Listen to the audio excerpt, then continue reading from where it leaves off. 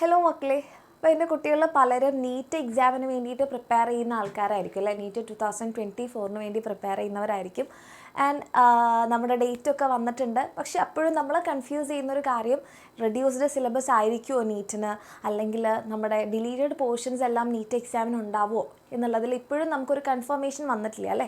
പക്ഷേ ഇന്നലെ ഒരു PDF ഇങ്ങനെ ഇപ്പോൾ സർക്കുലേറ്റ് ചെയ്യുന്നുണ്ട്. നീറ്റ് സിലബസിൻ്റെ, നീറ്റ് 2024 സിലബസ് എന്ന് പറഞ്ഞിട്ടൊരു PDF.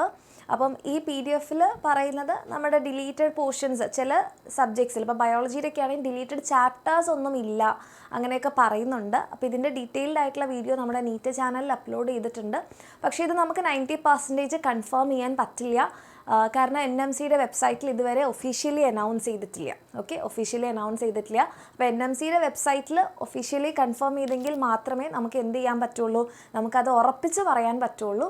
അപ്പം NMCയുടെ വെബ്സൈറ്റ് ഓപ്പൺ ആയി കഴിഞ്ഞാൽ ഇതിനെക്കുറിച്ചുള്ള ഡീറ്റെയിൽഡ് വീഡിയോ എല്ലാം തന്നെ നമ്മുടെ നീറ്റ് ചാനലിലും നിങ്ങളെയൊക്കെ ആയിട്ട് അറിയിക്കുന്നതായിരിക്കും.